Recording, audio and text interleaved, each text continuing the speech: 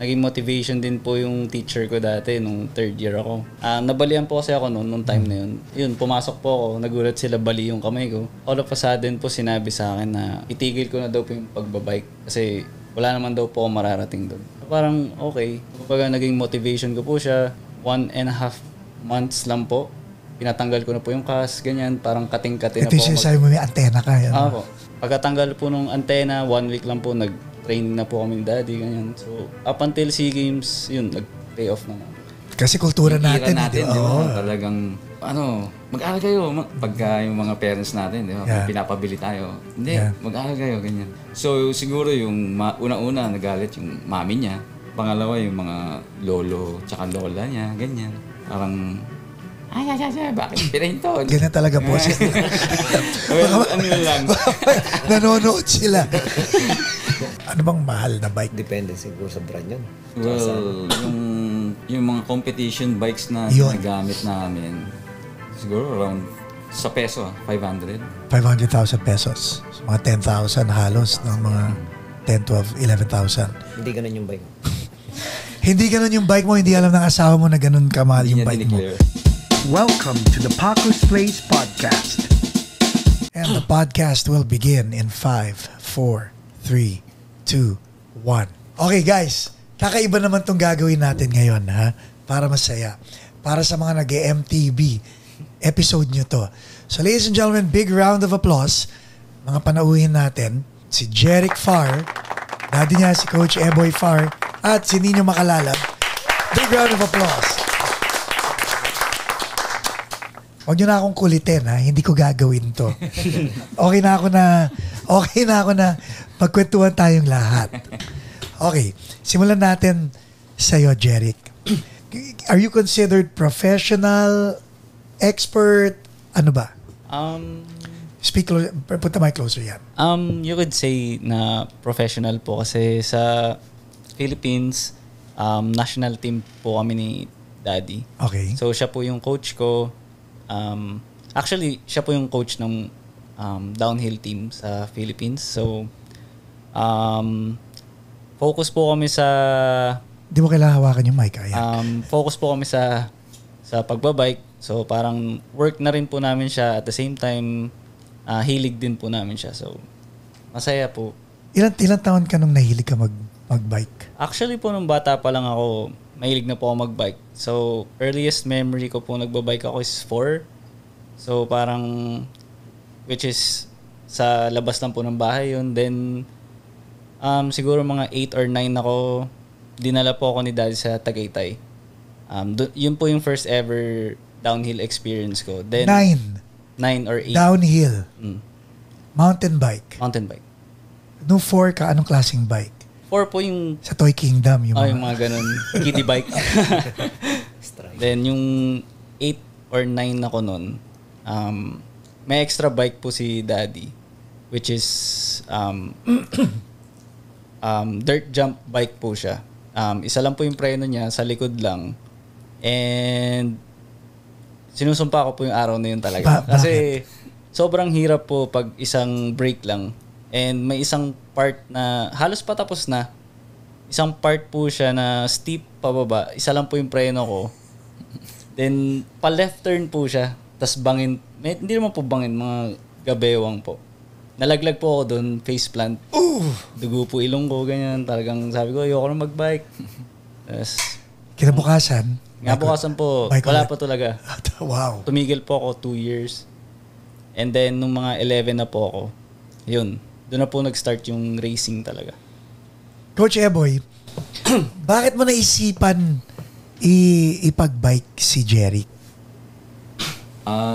Bali kasi that time nasa na rin po ako noon national team from 2005 until 2008. Ako na rin po yung national coach sa Philippines. And then nung time ni Jeric kasi 4 years old na bata to ha? Actually, hindi, siguro mga 6 ko siya in-start mag-mountain bike So, yung 4, yung mga Toy Kingdom na bikes pa lang yung, nag-aaral pa lang siya doon. So, yung time na yun, nauso yung Counter-Strike Yeah. So, wala Sarap, siyang no? ginawa kundi mag Counter-Strike. Yun. Medyo naiinis na ako, tumataba na siya noon. Ang ganda naman ng Counter-Strike, di ba? Ang ganda po. Ang ganda po talaga. Yun, doon nag-start, pinag-bike ko siya. Doon na siya nag-ano. Yung kwento niya na nung 9 siya at isang preno bilang dad, you know what the risks were, di ba? Mm-hmm. What was going through your head nung nangyayari lahat yun? Like, Gusto ko lang din pa-experience sa kanya yung downhill well, at that time kasi limited pa yung bikes na available. Yun lang yung available ko na bike eh. So, tsaka yun lang yung abot niya. So, sabi ko, sige, baka pwede na yan, ganyan. So, na-realize ko nung sumemplang siya talagang ang hirap nga nung hardtail, tapos isang preno. hardtail means... Binaba niya rin po yun eh. Okay. Binaba ko rin. Nahirapan din daw siya. So, wait. So, this was your bike na pinagamit mo sa isang 9-year-old? Extra bike lang. Extra bike ko. Magkano tong bike na to? Normally yung jump bike mas mura sa mismong downhill bike eh. Ano yung mura? Noon, siguro mga 30. 30,000. Ganun, oo. At the time. Pero ngayon, mas mahal. So, ano to, mga 2005? No. 2004. Ano ba yan, Rick? Kasi 96 pinanganak to eh. I think 2004? Mga 2004, di ba? Nag-start siya. And you, when did you start? Nag-start ako 2000 ng mountain bike. What made you do Bali noon kasi galing ako sa motocross. And then nagja-jump ka rin sa motocross? Member ako ng yung Petron Kawasaki na team. And then na-injured ako. So para yung kamay ko bali. So habang nagre-recover, hindi ako makasakay ng motor, bumili ako ng mountain bike. Talagang hindi ka nagpapaawat eh. Para ano pa rin, yung hindi ako tumaba o ano. Yes. So habang nagbabike, ang dami na ako nakilala. Doon na nag-start. Tapos may downhill pala. Sabi ko, ano yung downhill? Ganyan. So sinama rin nila ako sa Tagaytay. Tapos nagustuhan ko rin. Ikaw, Nins, nagkakilala kayo sa mountain bike din, di ba? You're not a professional, right? No, no, not even close. Amateur. Pero nagda-downhill ka rin. Yeah, sa Big Bear. Pero I don't compete naman. Okay. Kayong tatlo ano ang nakikita nyo na maganda sa downhill? I'm pretty sure yung audience sasabihin nila, ako lang ang hindi nakakagets nito. Pero explain it to me. Ano ang exhilarating sa downhill? Like kanina pinapanood ko yung semplang video mo. Ikaw sumemplang ka na rin, Nins. Kayo, Coach Eboy, sumemplang ka na? Marami na rin po. So, what makes all of you keep doing it? I'll start with you, Nino. Ikaw. Siguro yung hilig. Na sumemplang. No, yung hilig, yung rush ng yung adrenaline mo pag nagbabay. I mean, roller coaster. May roller coaster. I mean, yeah. Safe yun, di ba? So pag sumasayaw ng roller coaster, same feeling pag nagma-mountain bike ako. Yung saya. Okay. Oo. Plus yung mga kasama mo rin. Dami ko nakikilalang mga Pilipino na nagma-mountain bike. Hi pala sa Team Bina. Yun. Team Vina Morales. Team Bina Morales. Simula kayo. Okay. Kayo, Coach Eboy. Bakit? Anong maganda sa downhill? Remember, galing kayo motocross, ha? Okay. Yun, tulad ng sinabi ni Nino na yung adrenaline, tsaka yung saya nandun, iba rin yung parang, iba yung feeling pag jump ka or habang pababa ka, yung speed, yung hangin. So, siguro yung risk, hindi namin masyadong iniisip kung sa... Ayokong isipin na kasi baka ma-attract ko yung, baka sumemplang ako. Hindi ko talaga iniisip. So, kung mangyayari na talaga siya. So, yun, siguro tsaka parang outlet ko rin yung stress sa bahay. Pag nagbabay ka talagang ang sarap, nakakalimutan mo lahat nung kung ano man yung problema. And siguro ngayon sa age ko, para maging fit ako, malayo ako rin sa mga sakit. Yeah. So, parang form na rin ng exercise yun. So, yun lang. Tsaka sa akin yung sa age, I mean, Begin. matanda sa akin. Ang sakit nyo magsalita. Pero Mas matanda ako sa inyong tatlo. pero parang bumabalik ka sa pagkabata yun sa akin eh. Parang ito yung feeling ko nung bata ako nung nagbabike ako eh. Tapos ngayon nararamdaman ko. Yun na sa akin. Siguro sa akin traumatic. Ikaw, Jeric, like yung sinasabi ni Tito Nino tsaka ng daddy mo. I mean, sa akin po, yung adrenaline din po talaga kasi. Lalo po pang nagre-race. Actually, for me po yung race sa Philippines, kami po magkakalaban. Teammate ko rin po yung kalabang ko. So parang for us, laro-laro na lang din po siya. Kung sino po manalo, ganyan, happy po kami for each other. And yun, exercise na rin po, being fit, ganyan. And masaya po. Masaya po talaga. Pag binalikan ba natin, Counter-Strike o downhill, ano mas masarap? Ito totoo Same. Same, di ba? Okay. Kailan mo nalaman na competitive ka? At kailan mo nalaman na, uy, may potential pala. Yun. Noong umpisa naman din po talaga, parang laro-laro lang din po talaga sa... And this was your 11, 11 ito. Pero as you got older... first race ko po kasi nung 11 ako, wala po kasing mga category na pang kids masyado sa nung time po na yun. So nasasali po ako sa mga matatanda. So sa akin po, lagi kong sinasabi kay daddy na matatalo lang nila ako, ganyan-ganyan. So parang na-motivate din ako sa sinabi ni daddy na parang, bakit ka matatakot sa kanila? Sila dapat matakot sa'yo kasi ikaw yung bata. Pag tinalo mo sila, parang mas parang nakakahiya sa kanila yung ganun. So parang, uy, oo nga no, sige. Parang... At saka magaan ka di ba? Kumbaga, mas magaan ka sa kanilang lahat eh. Opo. So yun, kumbaga, hanggang ngayon parang kinikerry ko po yun and hanggang sa gusto ko ma-maintain yung pagiging top sa Philippines. Sometimes nagiging number 2, number 3 pero gusto ko yung laging number 1. Number 1 ako. When did it become serious for you? Siguro po nung high school ako, third year, may tryouts po for national team. Nag-tryouts po ako, then... Who told you to try out? Your dad? My dad. So when he said na mag-tryout ka sa national, what was going through your head? Yun naman din po talaga yung goal namin, which is nung nag-start po ako, kahit nung baguhan pa lang po talaga ako, yung Southeast Asian Games, yun na po talaga yung nakatatak sa isip namin ni daddy. So parang bata pa lang po, goal na namin yun. Is yung maka-gold medal, SEA Games, ganyan. Hanggang sa nung may chance na nga po makapasok for national team, yun rub na po namin. So parang 3 times na po ako nag-tryout. Yung una po, underage ako, ganyan. So wala? Wala po. How did that feel? Rejected ka rin di ba? So how did that feel? For me naman po, parang try lang po ng try. Okay. Hanggang sa matanggap, ganyan.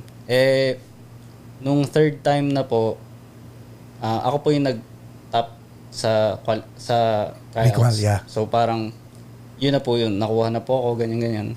So, after high school po, pinapili po ako ni daddy kung itutuloy ko po yung career or school. So, pinili ko po is yung career kasi nandun na po. Pasok na po as professional athlete, ganyan. Then, yun na po. Nagtuloy-tuloy na po ako dun. How did this build your relationship with your dad? Kahit naman po coach ko siya, hindi naman po nawawala yung pagka-father figure niya. Mm-hmm. So, kahit po sa training na, kumbaga, lalo po sa races, hindi niya po ako pinipressure. Basta, ang gusto lang po niya is gawin ko yung best ko. Ganyan. Minsan yun nga nakaka-pressure pag hindi ka pina-pressure, di ba? Style. Actually, hindi naman Gine-Jedi ka. Okay lang yan, anak, kaya mo yun. Actually, hindi ko rin po naiisip kasi for us, parang having fun lang po kami. Yeah. Did it make you guys closer? Yung Close po talaga kami kasi ever since po, yun, kami na po yung magkasama, training buddies, kahit saan po kaming race, nakilala na po kami na father-son tandem. May mga anak ka ninyo. Yeah. Hindi mo sila pinupush mag-MTB? Actually, Then, yung June pandemic, binilang ko silang bike eh. Okay. Bike naman sila, nakikita ko sa local trail. Tapos minsan, gusto nilang pagbukas yung Big Bear, dinadala ko sila ron. Right. Ayun. Pero nung siyempre... Sa mga hindi nakakalam, how far is Big Bear from where you live? 1.5 hour. With traffic, without traffic? Without traffic. Without kasi traffic. Morning, tsaka Sunday. Okay. So, dinadrive ko yun, tapos dinadala ko sila ron. Para lang masubukan nila. Hindi ko na sila pinipilit, kung yun ang tanong. Hindi ko sila pinipilit. Sila rin may gusto. Hindi ko lang kung gusto nila para makasama ako, masatisfy na. Kasi nasabi ko sila palagi. Pero anyway, yeah. Pero paano pag nagpabili ng bike na mahal? Ano bang mahal na bike, coach? Magkano bang mahal? Ano bang mahal na bike? Depende siguro sa brand yun. Well, yung mga competition bikes na ginagamit namin, siguro around sa peso, 500. 500,000 pesos. So, mga 10,000 halos ng mga 10, 12, 11,000. Hindi ganun yung bike. Hindi ganun yung bike mo, hindi alam ng asawa mo na ganun kamahal yung bike mo. Hindi, kalahati lang yung presyo. So ikaw, are you sponsored by any company na gusto mo i-shoutout? Shoutout po sa new sponsor ko, which is Mondraker Bikes. Kay Boss Jason Javier. Thank you so much for the trust po. So pag sinabing inisponsoran ka ng bisikleta, binibigyan ka ng bike? Yes po. Of your choice? Depende po sa kanya. Explain that. Depends din po sa contract, ganyan. Kagaya po sa akin, binigay po sa akin is 2 bikes, which is, yung dala ko po ngayon is yung Super Enduro, Super Foxy R po yung model. And yung downhill bike ko po is frame set po siya. So, hindi po siya built bike, frame lang po. So, ako pa po yung magbubuo nun, ganun. And yun po yung usapan namin sa kontrata. Pero marami pa po siyang ibang brand and nandun din po yun sa contract namin. With Coach, nung dumating na yung mga sponsors, when did you realize na yung decision yung mag-ama for him to go pro was the right decision? Siguro nung naka-gold na siya noong 2019 sa SEA Games. Sa SEA Games. So, at first, syempre, ang daming nagalit sa amin nung pinahinto ko siya. Ba't mo, teka, time out. Okay to ba't mo pinahinto? Sa school. Sa school. Okay, yeah. Syempre, kasi kultura natin. Di ba? Talagang, mag-aral kayo. Pagka yung mga parents natin, di ba? Pinapabili tayo. Hindi, mag-aral kayo, ganyan. So, siguro yung una-una nagalit yung mami niya. Pangalawa, yung mga lolo tsaka lola niya, ganyan. Parang, bakit pinahinto? Ganyan talaga boses. Ano lang. Nanonood sila. Ayun, talagang pinanindigan na lang namin talaga. Ang hirap nun for your dad, ha? Because he vouched for you, di ba? Did you know that he was getting negative feedback from the people around you? Alam naman po. Kasi kahit ako po pinagsasabi yun. Did it motivate you to prove everybody wrong? Kahit po yung mga teacher ko, yun, naging motivation din po yung teacher ko dati nung 3rd year ako. Nabalian po kasi ako nung time na yun. And nung isang beses, yun, pumasok po ako, nagulat sila bali yung kamay ko. Then, all of a sudden po sinabi sa akin na parang itigil ko na daw po yung pagbabike kasi wala naman daw po ako mararating doon. So, parang okay. Tinuloy ko lang po. Kumbaga naging motivation ko po siya. Parang 1.5 months lang po. Pinatanggal ko na po yung cast, ganyan. Parang kating-kating na po. Ito yung sabi mo may antena ka. Po. So, yun po. Pagkatanggal po nung antena, 1 week lang po, nag-training na po kami ni daddy, ganyan. So, up until SEA Games, yun, pay off naman. Coach Eboy, how did it feel? Kasi kinikwento mo, binatikos ka, may negative feedback, but emotionally, what was going through your emotions and your mind? Nag-focus talaga kami dun sa kung ano man yung napili niyang yung career niya.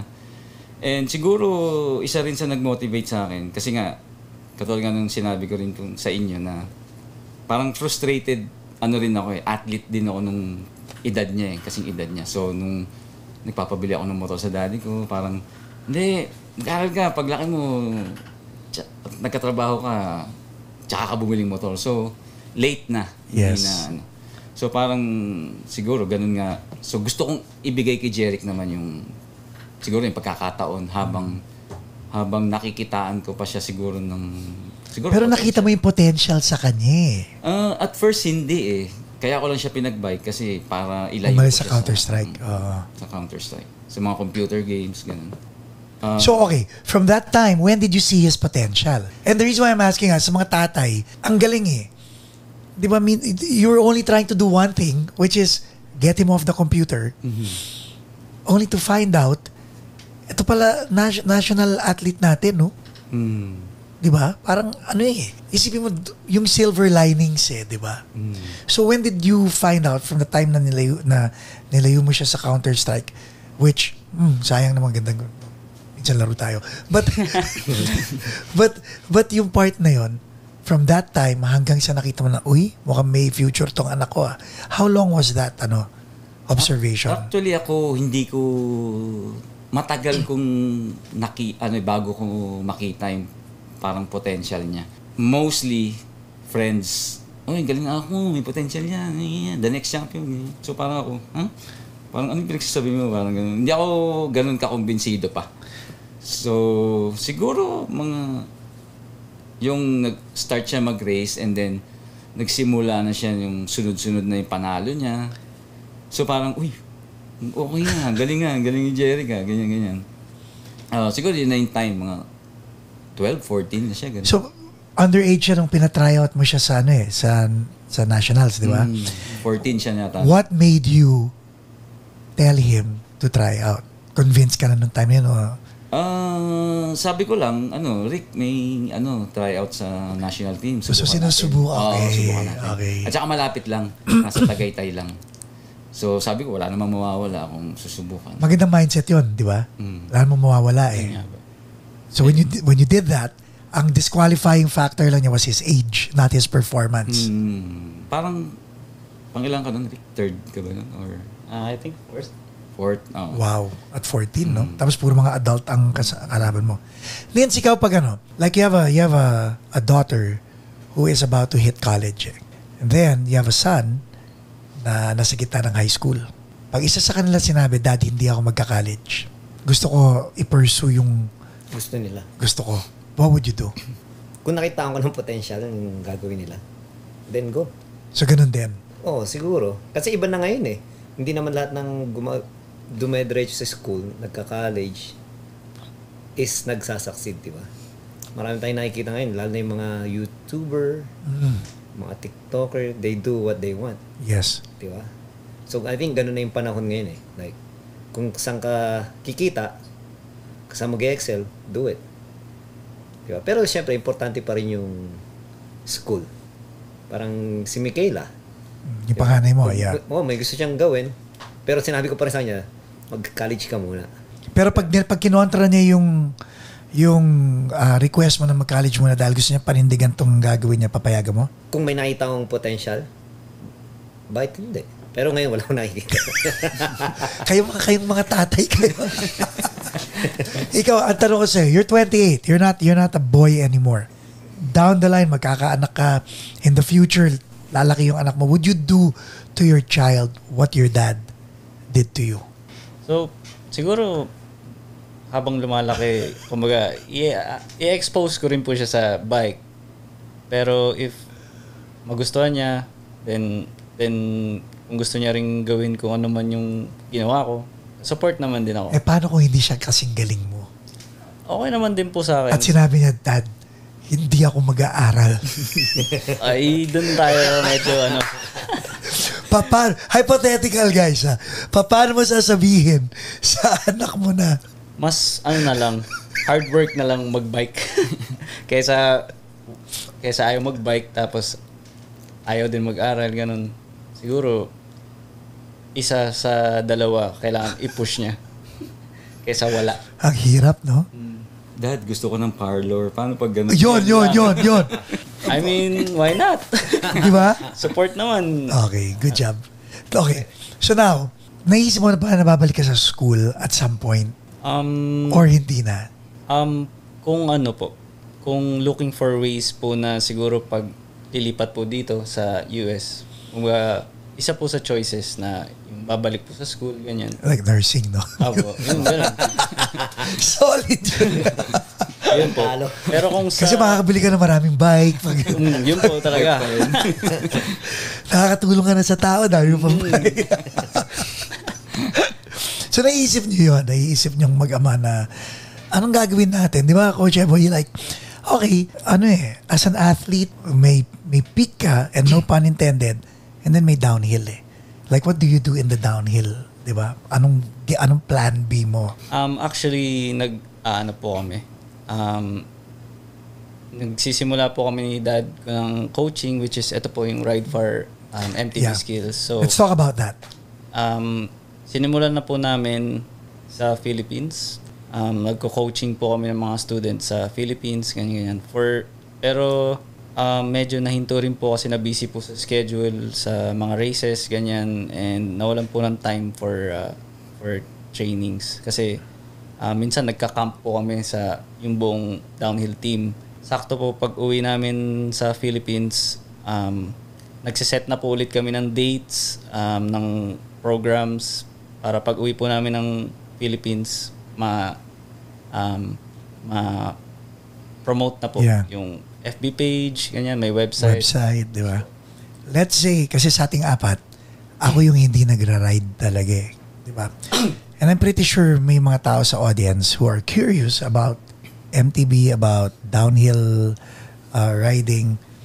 What's the first thing, and this is for all three of you, what's the first thing people like me should do? Of course, buy a bike. Pero anong klaseng bisikleta? Yan. Kunyari nasa Ride Far tayo. Consulting tayo.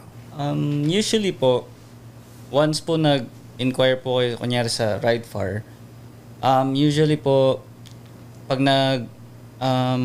nag-enroll po kayo sa ganun, which is basically, papunta na po kayo sa downhill nun, or enduro, or mga jumps, ganyan.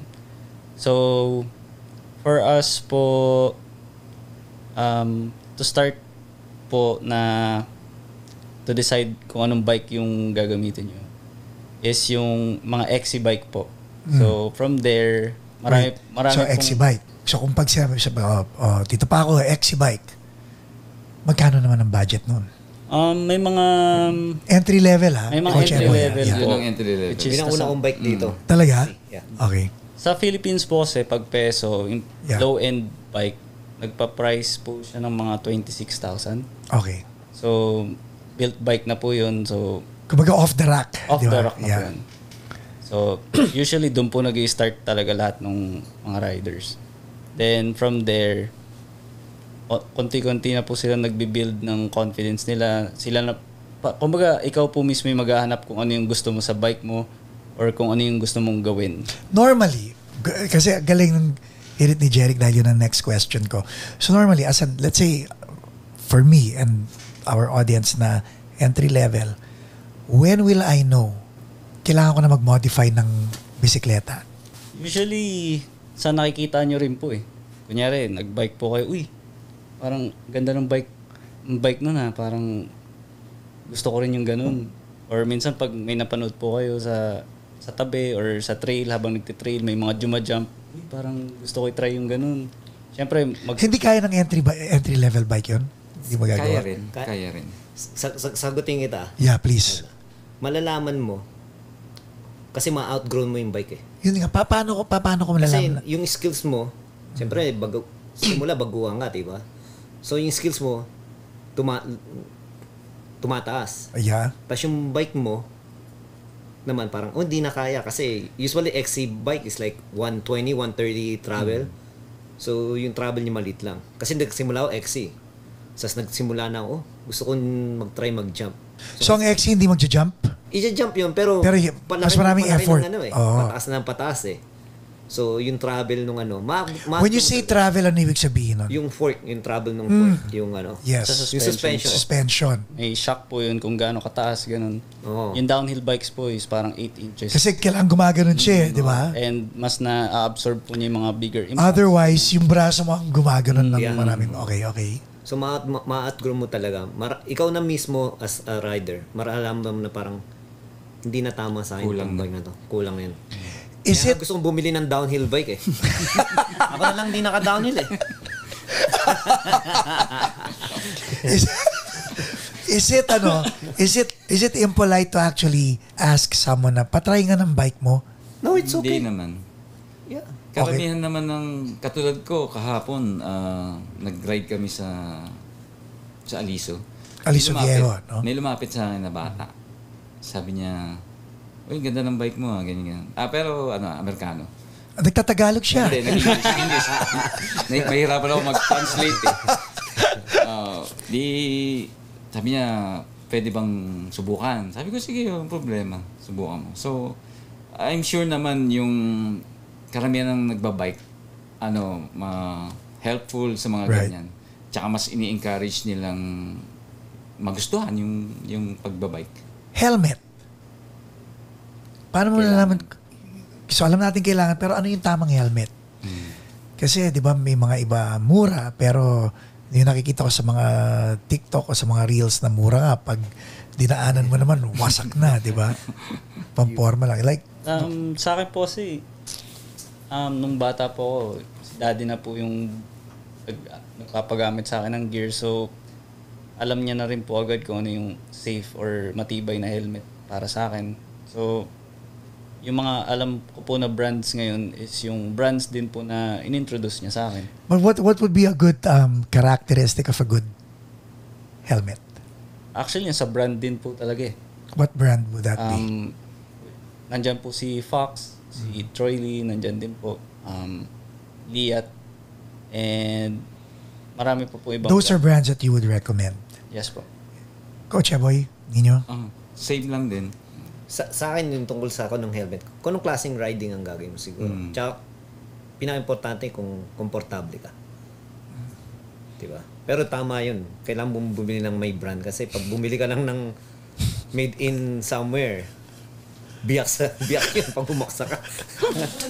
Sorry. Kakalat utak mo. Yun na nga. Oo. Hindi pwede yun. Tapos gear, yung clothing. Ganun din po. So, obligado rin yun, di ba? Obligado rin po talaga. Pads and all. Actually, ako po, knee pads lang po gamit ko, tsaka helmet. Ayun, kagaya po ngayon, may sugat ako. Which is, okay lang po. Kasi, ginusto ko rin naman po na huwag magsuot ng gear. So, pero choice ko mas na po yun. recommended. Pero mas recommended po na may full armor, ganyan, elbow pads. So to start with, kung entry level XC na 30,000 pesos, helmet na magkano? 5,000? 10,000 magkano helmet? 5 maganda na rin. 5,000. So nasa ano ka na, sa mga 35,000. Tapos yung accessories, yung elbow pads. So mga 50,000 to start. Is that safe? 50,000 pesos? Or about? Actually, pag XC, hindi mo naman kailangan mag full face na helmet. Hindi. Half face lang mura. Tapos half face lang gamit mo. Siguro helmet, gloves, tsaka sapatos, ganyan. Siguro for the meantime, pwede na yung mga sweater, jersey na kung ano lang yung dry fit na mga jersey, madaling matuyo. So for starters sa umpisa. Tapos yun nga, katulad ng sinabi ni Jeric, habang tumatagal, may makikita ka na, or may makakilala ka sa trail na makikita mo na, ay, ganito pala yung formahan. Sa mo nabili magtatanong ka na, ganyan. Doon na mag-i-start yung ano. And pati sa bike. Kumbaga parang, doon mo malalaman kung magiging XC rider ka, XC means yung... Cross country. Cross country. Yes. Yun yung more on parang Trail. marathon. At saka, bike. Yun yung mga long ride. Yeah. So magagaang yung bike nila. So kami medyo nasa parang gravity side kami. So downhill and enduro. So mas mabibigat ang bike namin. Pero hindi siya intended for long rides. For pababa lang. And ayun, tulad din ng sinabi ni Jeric, hindi rin namin i-recommend na bumili ka agad ng 500,000 na bike. Correct. Kasi what if hindi niya magustuhan? So sayang. So maganda na magsimula sa mura tapos hanggang sa upgrade na lang siya. Okay. Biking and puyat. Kondisyon ng katawan. Di ba alam yung cliche na, it's just like riding a bicycle. Pero in your type of sport, isang mali, tapos ka. Like ikaw, yung sempla mo sa puno, di ba? Akala mo okay na, bilang bang. How fast is it when you're actually going downhill? Anong nakikita nyo? Anong dapat tignan? Usually po, binibigay naming advice, lalo po sa beginners, is wag pong magpapadala sa nakikita, ganyan, or sa sinasabi ng ibang tao na, madali lang yan, kayang-kaya mo gawin yan. Which is, mahirap po yun. Kasi, kagaya po namin, marami pong nakakita sa amin na parang, parang simple lang pagka sila yung gumagawa, ganyan. Pero hindi po nila alam na parang sa sobrang tagal na po namin ginagawa yun, which is yung parang muscle memory na lang po namin. So, ang pinaka-advice po na binibigay namin is yung parang start po sa mabagal talaga. So, unti-unti pong magbibuild yung confidence mo na parang ikaw po mismo yung maghahanap ng speed and ikaw po yung mag-experiment na.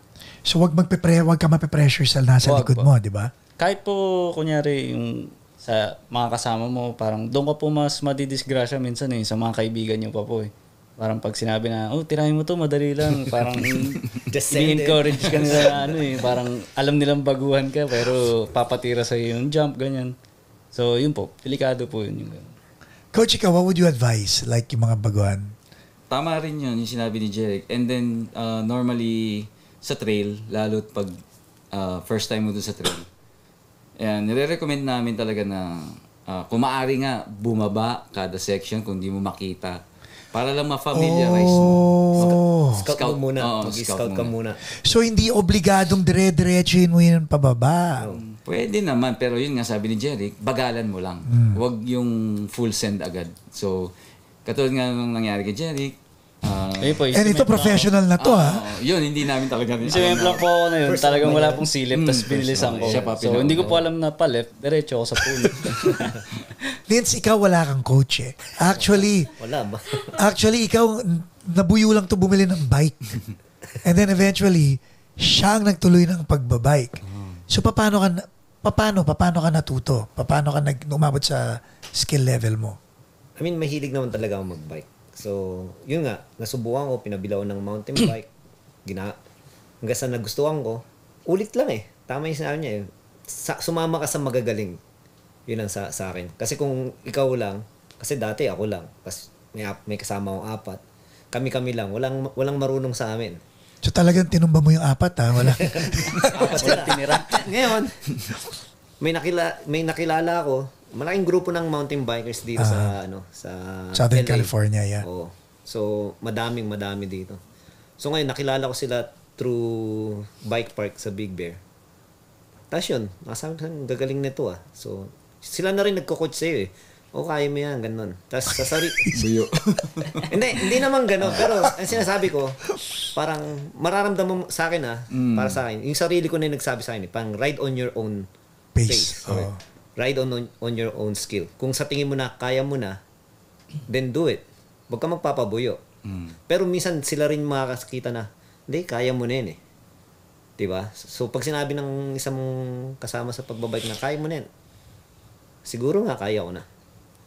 Pero wag ka pa rin kung sa tingin mo, ikaw na talaga magsabi nga sa sarili mo na, hindi ko kaya. Sa next time. Yeah, there's always next time. Yun ang sinasabi ko pala sa sarili ko.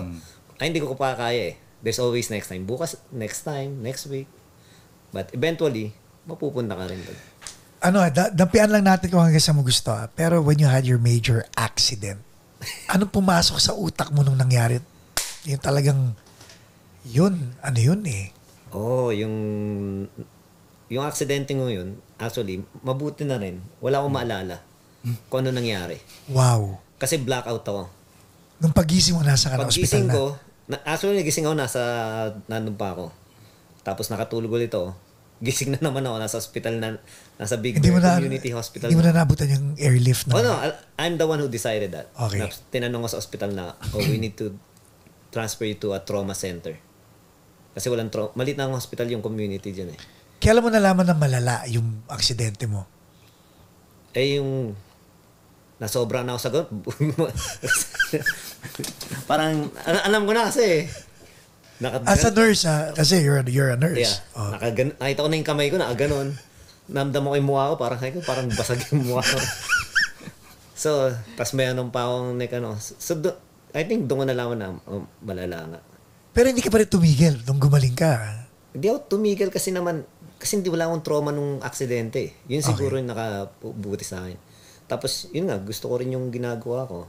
Pero, did it make you more careful or? Yeah. Yun lang ang sa akin. More careful ako. Hindi na ako yung katulad na, hindi na ako yung tao na, send mo. Okay. Hindi na ako ganun. Kumbaga, I ride on my own skills on my Yun eh, because other people will tell you, kaya mo yun, pero ang mga-aksidente is ikaw, di ba? Di mo sinabing gawin mo, sinabi ko lang kaya mo yun. Coach Eboy, like, how do you talk to your students with regard to facing accidents, dangerous decisions? Because ang maganda sa ginagawa nyo, you're actually training yourselves for life. Dahil sa life is full of decisions eh. Sa ginagawa nyong tatlo, you cannot be indecisive. Di ba, pinag-usapan natin kanina over dinner, commit. Di ba? You have to commit to that eh. Pag nag-hesitate ka, semp lang eh. But what do you tell your students? Ayun, tama rin yung sabi ni Nino na kailangan alam mo yung limits mo. Ako naman, as yung parang coach nga, syempre, ang coach yung nakakakita, no? Yes. Kunyari, alam ko yung skill level ni Nino. Ako yung hindi siya buyo, pero ipupush ko siya para mailabas niya yung yung skill niya. Which is, alam ko na kaya niya. Kumbaga controlled. Katulad ng ginawa ko kay Jerry. Yes. So, hindi ko naman ipapahamak ang estudyante ko or si Jerry na tirahin yung isang jump na alam kong sesemp lang. So, siyempre, safety pa rin talaga ang namin sa ride fire talaga. So, katulad din kay Jerry nung bata siya, alam kong kayang-kaya niya, pero sabi niya, natatakot siya. So, nagalit ako. Parang, kaya mo yan kasi tapos hindi niya talaga tinira hanggang sa umuwi kami. And then, nagulat na lang ako isang araw, siguro wala pang 1 week, niyaya niya ako ulit. Sabi niya, Daddy, sige, titirahin ko na yung So, nung natira niya, sabi niya, ang dali lang pala. Sabi ko, yun nga sabi ko, yun yung sinasabi ko nga sa'yo na kaya mo. What made you decide na sundin si Coach? Nag-practice lang din po ako sa humps. So pag sinabi niyang tirahin mo, ginagawa mo yung sinasabi mo na hindi mo titirahin kung feeling mo hindi. So parang nag-build po muna ako ng confidence ko. Kasi sa kalsada po may mga humps. So yung humps po kasi, maganda po siyang practicean dahil napapractice mo po yung motion kung paano jump. So nung parang, parang napapataas ko na yung jump ko sa humps, parang okay, tara, balikan na natin yun.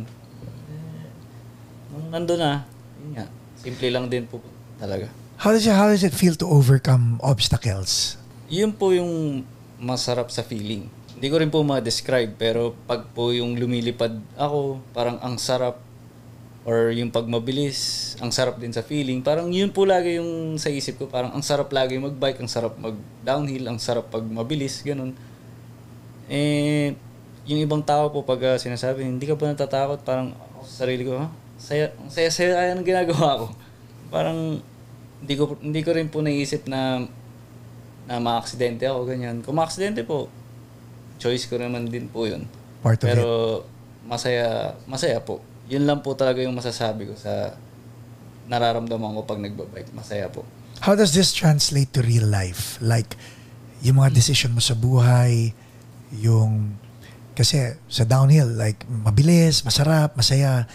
Sa buhay, ganun din ba? Or are you cautious? Sa buhay po, cautious po ako. Kasi, Galing, no? Magkaiba, no? Hindi po pwedeng lahat saya lang, ganyan. So, kailangan din po na maging responsible po sa life, ganyan. And, actually, pag sa bike din naman po, naging responsible naman din po. Kasi, kumbaga yun po yung work ko pag nasa Philippines. And, kailangan tuloy-tuloy po yung training, ganyan. So, at the same time, nababalance ko naman din po. Coach, ikaw, sabi mo walang personal, pero ito, medyo personal. You've made decisions in life. Like, first of all, nung pinull out mo siya sa school, di ba? Dami nagalit sa'yo. You've lived life. Lagpas na tayo ng midlife natin dalawa. Looking back in hindsight, how did riding a motorcycle, the accident, pivoting to biking, bringing your son in, when we talk about, we're talking about this now you have your business, you're renowned in the Philippines. Anong sasabihin mo sa mga taong nagsabi na wala ka mapapala sa ginagawa mo? Siguro ngayon kasi parang hindi na ako, basta kung ano yung nagpapasaya lang sa akin, yun dun lang ako. So kung anong sabihin ng ibang tao, parang wala, hindi ko lang. How did you get to that? What you said is totoo eh. People should be that way. Na, you know what? If what you're saying will not pay my bills, I don't need to listen to you eh, di ba? Pero paano ka umabot doon? Hindi ko pinlano yung gawin kong profession to or ano.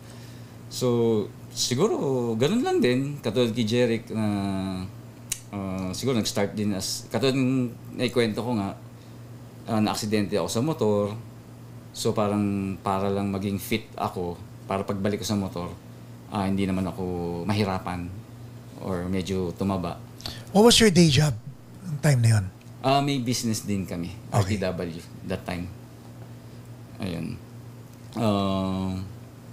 And then, pero love ko talaga yung racing, yung motocross. So, medyo late bloomer ako kasi nga yung dad ko. Stopped you? Oo. Medyo may anak na ako nung nagre-racing ako. Pero naabot ko pa rin naman. Kasi that time, para makapasok ako sa team, yung mga malalaking team. So, parang malaking accomplishment na yun eh. As a racer. So, naabot ko naman din yun. And, ayun nga, sadly, na-aksidente. Actually, 2 beses ako na-aksidente. And then yung second, yun nga, nag-mountain bike na ako. Doon na nag-start. Kumbaga, dami ako nakilala and then napasok na ako sa national team. Agad, ganun. So, mabilis yung progression ko sa mountain bike kasi parang madali yung transition from motorcycle to bicycles. And nag-BMX din naman kasi ako nung bata ako. Oh, uso sa Pilar yun eh.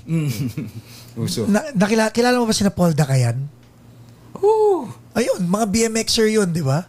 Ganun kami.